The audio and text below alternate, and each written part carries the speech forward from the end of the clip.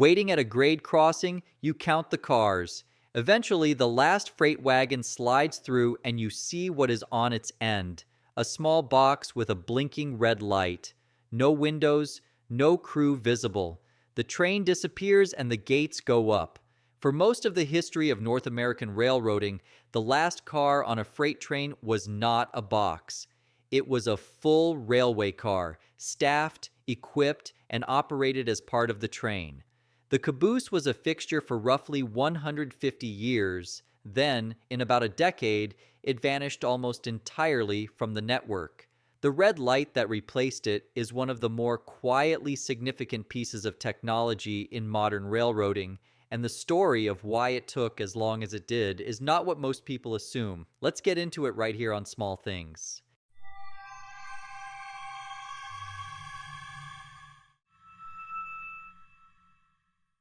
What was actually back there? The caboose was a working operations center for the people who managed the train from the rear. The conductor kept waybills tracking every freight car's origin, destination, and contents. A rear brakeman watched for problems along the train's length. A flagman protected the stopped train from approaching traffic. The cupola, the raised observation window on the roof, was invented in 1863 by a conductor who enlarged a hole in a damaged caboose roof to give himself a better sightline down the train. From the cupola, the crew could watch the full length of the moving train for overheated bearings, dragging equipment, and shifted loads. It was the only rearward view the train had. How it got so complicated? The caboose exists because stopping a freight train before 1869 was something that had to be done by hand. When the engineer needed to slow down or stop, he signaled with the locomotive's whistle. A brakeman in the caboose climbed out and made his way forward across the rooftops of moving freight cars in all weather, balancing on the car tops while twisting the handbrake wheel on each one. A second brakeman on the locomotive worked his way backward. They met somewhere in the middle of the train. Every emergency stop required this. It was one of the most dangerous jobs in the world, and the caboose was where the rear crew waited between those runs, protected at least from the elements that were trying to knock them off the car tops. George Westinghouse changed the stopping problem in 1869 with the automatic air brake. A single pipe running the length of the train allowed the engineer to apply brakes on every car simultaneously from the front.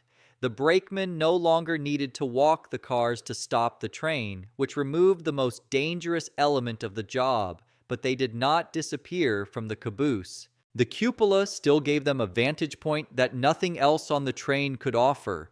A clear sight line down the length of the consist to the locomotive ahead, watching for problems that the locomotive crew, far away and often around curves or in smoke, simply could not see from where they were.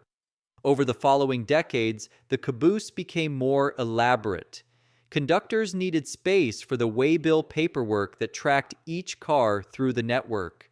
On long runs, crews needed bunks, a stove, water, and somewhere to eat. Each railroad developed its own designs. Some had bay windows instead of cupolas. Some had stoves that burned coal. Some had ice block refrigerators. At their peak, roughly 34,000 cabooses were in service across North America. Each one had to be maintained as a dedicated piece of equipment, repositioned empty after every run, and staffed by crew members who produced no revenue. The caboose itself carried no freight and generated nothing for the railroad financially. The word caboose itself may derive from the Dutch word Cabooses, used to describe a ship's galley, a place of shelter and sustenance at the working end of a vessel, which is approximately what the car became. 3 things that made it redundant. The caboose's functions fell away one at a time, each taken by something that did the same job cheaper, more reliably, and without needing a bed or a stove. The brakeman's function went first, eliminated by the air brake before the caboose had even reached its final form. 2 more functions remained when the brakeman left, and they kept the rear crew on the train for another century. The observation function went next. Railroads began installing trackside hotbox detectors along the main line. Railroads began installing sensors along the main line that detected the heat signature of an overheating axle bearing as each train passed. These could scan every axle on a moving train continuously and alert the crew to a problem that a person in a cupola, watching for visible signs of heat or smoke half a mile back, would likely have missed until the situation was already serious. Once hotbox detectors became widespread, the observation function of the caboose crew became significantly redundant. The cupola was still useful, but the primary reason for keeping human eyes there had been replaced by a sensor that worked in the dark, in fog, and without requiring anyone to be awake. The third development began simply. In 1969, the Florida East Coast Railroad attached a flashing red light to the last car of a freight train instead of a caboose. That was all it did at first. The concept evolved into what became the end-of-train device, or EOT. The modern EOT connects to the train's air brake pipe at the rear, monitors brake pressure continuously, and transmits that data to the locomotive by radio. If the pressure drops suddenly, the engineer knows the train has broken apart, and if it has, the EOT can remotely apply the brakes on the rear half, preventing the separated section from rolling away. This is something no caboose crew ever had the ability to do. The rear brakes were always applied from the locomotive's end of the brake pipe. The EOT added a point of control the caboose never provided. The technology was ready before the law was. The assumption is that once the EOT existed, railroads replaced the caboose immediately. The sequence ran the other way, and the gap between the technology being ready and the caboose actually disappearing was long enough for a generation of railroad workers to retire inside it. Railroads had both the desire and the technology to eliminate the caboose well before they were permitted to.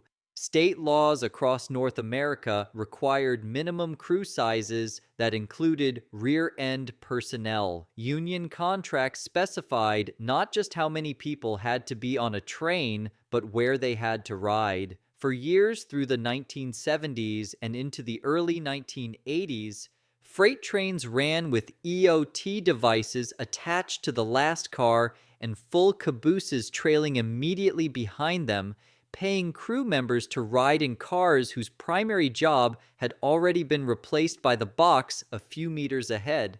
The caboose outlasted its own usefulness by more than a decade, not through sentiment or inertia, but through the gap between what the technology made possible and what the labor agreements allowed. Through a series of negotiations and state crew size law changes through the early 1980s, the legal and technical realities finally aligned. By the late 1980s, the caboose was gone from most mainline freight service in the United States and Canada. The technology had been sitting there, doing the job, waiting for the contracts to catch up with what the contracts were still paying people to do. What the red light is still doing. At a grade crossing somewhere, a freight train is passing. The last car slides through, and the small box on its end flashes red before the gates go up. Nobody in the line of cars is thinking about what that box is doing.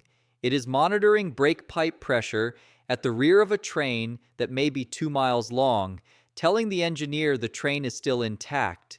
The last sentence in a conversation the train has been having with itself since it left the yard. A retired conductor who spent 20 years riding cabooses on a mountain division remembers the specific sound the coal stove made on cold mornings and the way the cupola swayed over curves at speed. His job did not end when the caboose did.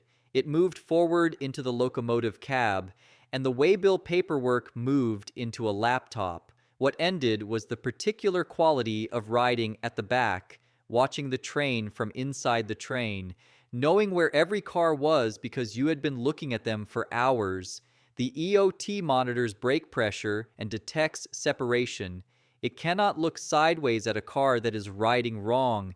It cannot smell the first trace of smoke from a dragging brake shoe several cars ahead, the way an experienced brakeman in a cupola sometimes could.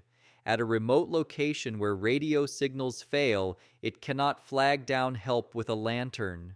The red light does most of what mattered. It does not do everything. 3 revolutions, 1 replacement. The caboose lasted as long as it did not because railroads were slow or sentimental. It lasted because its replacement required 3 separate things to happen: a braking revolution, a sensing revolution, and a labor law revolution. Each one was necessary. None of them alone was sufficient. The flashing red box that rides the end of a freight train today is smaller than a briefcase. It monitors brake pressure, detects train separation, transmits real-time data to the locomotive, and can apply brakes on the rear half of a broken train. It does most of what the caboose crew did more reliably at a fraction of the cost, without requiring bunks or a stove or a position that had to be repositioned empty after every run. What it cannot do is wave to the children at the crossing. If this changed how you look at the next freight train you wait for, let us know in the comments what you want us to explore next. We might make it our next episode. Thanks for watching. History often hides in the smallest details.